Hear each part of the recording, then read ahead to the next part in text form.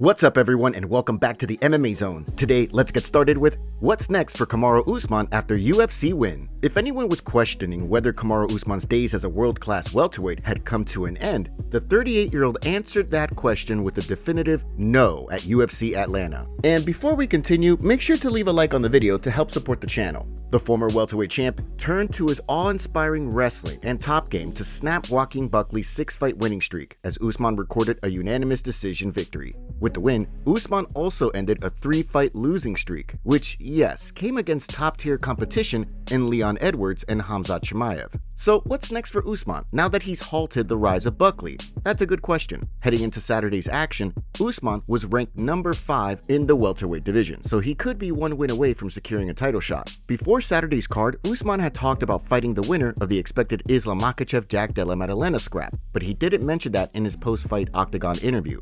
Realistically, since Usman is not far removed from his losses to Edwards, one would think he'll need to secure another big win before he gets another title shot. Could he be tapped to fight Sean Brady, Belal Muhammad, or even Shavkat Rakhmonov? Depending on when the Della Maddalena Makhachev fight gets booked, it's possible. Who do you want to see the former champion fight next? After the fight, Belal called out Kamaru Usman with the following tweet: "Congrats, see you soon." Usman was asked about Belal's comment during the post-fight interview in which he pretended to not know Belal. Who was it? Belal Muhammad. Who was it? Former welterweight champion Belal Muhammad. Next. Belal reacted to the clip, writing, "The guy that made you cry on your podcast." Belal then posted a video on his YouTube channel calling out Kamaru Usman, saying he can pick any date and Belal will show up. What I see, right? What I want him to get on mic and call me out. I think that's the next one that makes sense. That's the only fight that makes sense. If we're talking about the division, we have the history. We've been going back and forth. It's a clear number 1 contender fight. He's calling for the belt, 185, 170, but I'm number 1. I'm still the guy at the top. So let's do it. I think you could pick the date, pick the time, the place, and I'll be ready for it, right? Like watching this fight, I mean, you're not going to take me down like that. I think it'll be more look like the 5th round. Will look like the whole fight when we fight, right? It's not gonna be what Buckley was. It's gonna be a lot harder. I think it'll be all on the feet. It'll be definitely a fun fight, and I'm excited for it. I'm ready for it, and it gets me hyped. I've been waiting for it. I've been wanting it. So hopefully the UFC makes it. Are you interested in seeing Kamaru Usman versus Belal? Let us know in the comments below. John Jones versus Tom Aspinall in Dirty Boxing? John Jones continues to troll the MMA world as to whether he's going to fight Tom Aspinall. Case in point, Bones has claimed that he will throw hands with Aspinall, but under the Dirty Boxing banner. Confused? Well, if you don't follow Jones intently, then you may not know that he's a co-owner of the Hybrid Boxing promotion, alongside Mike Perry. As a result, Jones has been on hand in Miami, Florida this week ahead of Dirty Boxing's latest event. The media caught up to Jones in Miami, and not surprisingly, he was asked about the Aspinall fight. Check it out. What's the magic number to get you back? If you come to Dirty Boxing, you'll find out tomorrow night. John, what did you think of Francis being at the UFC tonight? I think Francis is going to be at Dirty Boxing tomorrow night. So guys, make sure you guys come Who would check you it prefer, out. Francis or Tom? Whoever comes to Dirty Boxing. So you're saying if Tom went to Dirty Boxing, you'd fight him? Yes. Now, of course, there is a greater chance of Dana White never dropping the F-bomb again than of Jones and Aspinall fighting for Dirty Boxing next. All that aside, it goes without saying that there's no shortage of folks who are sick and tired of the situation. For example, recently, Alexander Volkanovski joined the long list of people expressing their frustration with Jones. It's a responsibility. You can't just, I'm going to sit out. I think you need to be reasonably active. I think you need to fight whoever's there. If you've got an interim champ, it's a no-brainer. You know what I mean? So I don't want to throw heaps of shade, but I mean, look, I know he's proved himself. Everyone's like, oh, look what he's done. It's fine. It's like, yeah, no, not really. Don't hold up divisions just because, I know your resume is incredible. What you've done is incredible. You're considered the greatest of all time. Yeah, we get that. So if you don't want to fight, just retire. What do you think of Volkanovski's comments here? And do you agree that Jones has a responsibility to defend the heavyweight title? If you need a reminder, Bones has defended the belt once since he submitted Cyril Gane in March of 2023 to win the vacant crown. His only defense so far came via a stoppage win over Stipe Miocic in November 2024. Well, recently, Aspinall told the Mail Sport that he, quote, has a fight coming up soon, but he can't say anything else. Do you think it's going to be with Jones? Ian Garry responds to Sean Brady's comment. Recently, Sean Brady insisted Ian Garry's campaign for a fight with Belal Muhammad is fake news. How so? The powerful welterweight is claiming that he and Garry are going to throw down. Well, not surprisingly, Garry has responded. Following Muhammad's loss to Jack Della Maddalena at UFC 315 in May, Garry has been driving for a bout with the former champ. Since Islam Makhachev is expected to challenge De La Maddalena next, it remains to be seen what will come next for the top welterweight contenders like Brady and Garry. Well, during a recent episode of Steady Picks, Brady shut down talk that Garry will be facing Muhammad, since, according to him, he's fighting the Irish star next. Not happening. How you know? Because I know. He's just trying to stir a pot. Me and Ian are fighting. You don't think that's going down? No, it's not. I know it's not. All right. See you soon, brother. Well, Brady's comments got back to Garry, who responded with this social media post. Sean Brady apparently saying I'm avoiding him by calling out Belal. I'm calling out Belal because he's a former champ that is currently ranked #1 and KO'd you. But if you wanted it, I'm in. I've never said no to anyone and everyone knows that. What do you think of Garry's response? Do you think he's avoiding a fight with Brady or just being strategic in terms of trying to lock up a title shot? Currently, Muhammad is ranked #1 in the division, and he did put away Brady when they fought in 2022. Belal is the only person to defeat Brady to date. But given Brady is ranked #2 and is coming off a decisive win over Leon Edwards, you could certainly make the argument that a win over him would do just as much as defeating Muhammad, right? What do you think?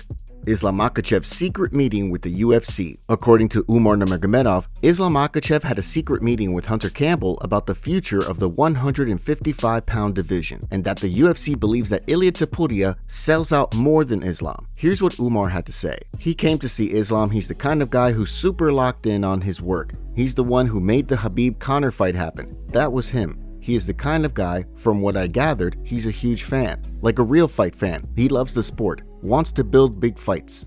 He flew out, and honestly, I don't know if I'm allowed to say this, but they wanted Islam to move up. They want to make Topuria the champ at 155. Not because Islam wants to move up, but because they want him to be the champ there. They believe he can really sell fights. Max Holloway interested in title fight after UFC 318. It remains to be seen who the winner of the upcoming Ilia Topuria-Charles Oliveira fight will fight next, but Max Holloway is making it clear he wants to battle for the UFC's lightweight crown before 2025 is up. Holloway is preparing to defend the BMF title against fellow legend Dustin Poirier at UFC 318 on July 18th. The bout will mark the third time they fought, as Poirier holds wins over Blessed at both featherweight and lightweight in 2012 and 2019 respectively. On July 19th, Holloway will be fighting for the first time since he was bombed out by Topuria last October. So not only is Blessed looking to get back to the win column, he wants to demonstrate he's a championship threat at 155 pounds. Via his YouTube channel, Holloway recently said this. You know, the message that I'm trying to send is that I'm still here. You know, I know this is Dustin's retirement fight, but his last fight was for a title. I still have title contentions in my mind, you know, and a couple weeks before us, there's a title fight at 155, and I got history of both men. So, you know, at the end of the day, I go out there, I do my thing, I make a statement, I get a statement win. Who's to say your boy not fighting for 155 undisputed title at the end of the year? So, first things first is Dustin Poirier. I am not looking over it. Holloway also had this to say about the highly anticipated fight, which will go down in New Orleans. Awesome that it's his retirement fight, but I'm here to spoil his plans and get my hand raised, because I'm still going to be here when he's riding off in the sunset. I'm still going to be here.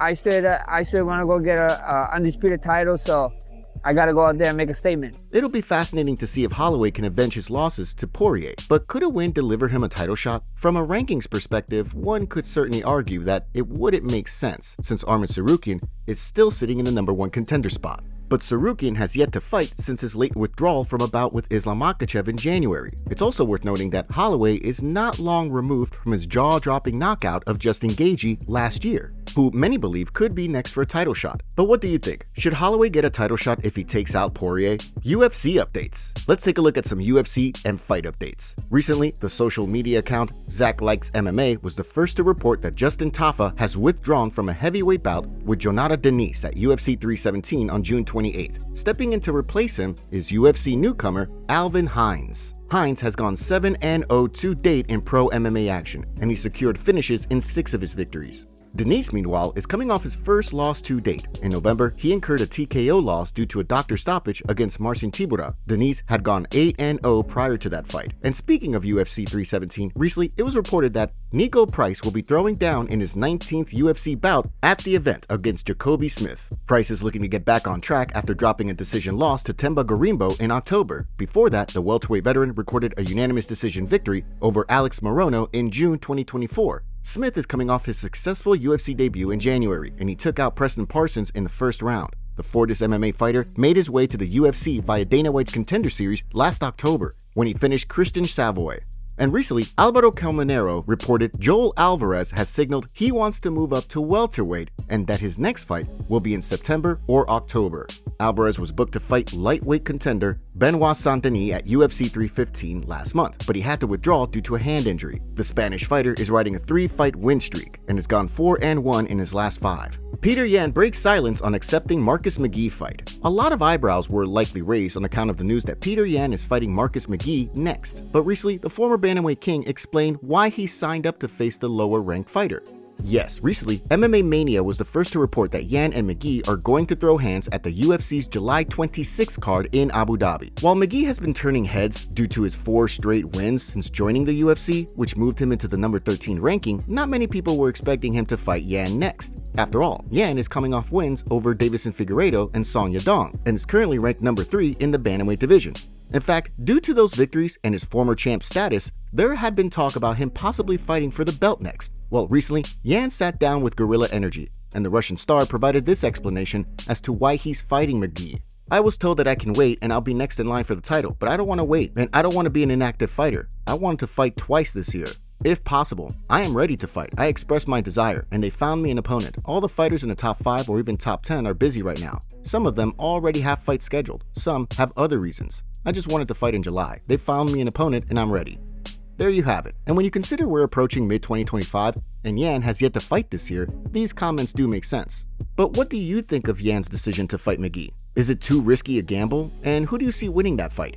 UFC fighter forced to write an apology letter to the UFC. You don't hear very often that a fighter was forced to apologize to the UFC brass, even though hardly a week goes by without a fighter saying something that generates a lot of backlash. But recently, Drakkar Klose reported that he had to do just that. Why? Well, during an appearance on Tim Welsh's podcast, Klose revealed that he nearly lost out on a $50,000 performance bonus following his KO slam of Joe Solecki in 2023. Check it out. I almost didn't get my bonus for when I had said staked out. Really? You said that on the mic. Yeah. And they were pissed. Yeah, I had to write an apology letter because Skinny Bets gave me $10,000 just for saying that. Yeah. And they weren't gonna give me my 50. Like, you know, at the fighters meeting, they told me, they were like, don't say anything about the gambling sites. But I didn't think it was a problem because it was on the mat. Really? Stake. Yeah. I was like, okay.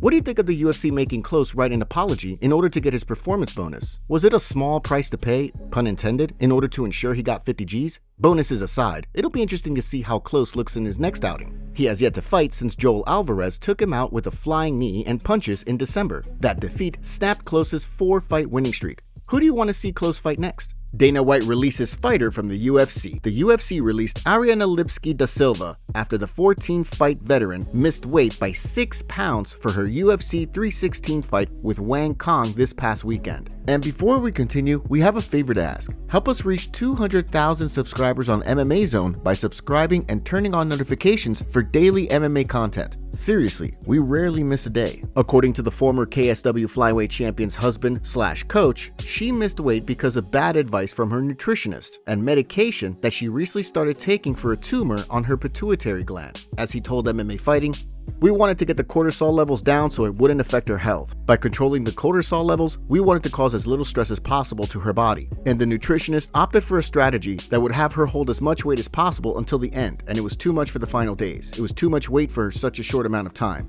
I think that was the mistake by the nutritionist. We trusted the process, and unfortunately, it didn't work." Despite the fact that the botched weight cut was the result of a medical situation, given that Da Silva has lost 3 straight fights, the UFC has cut the longtime veteran.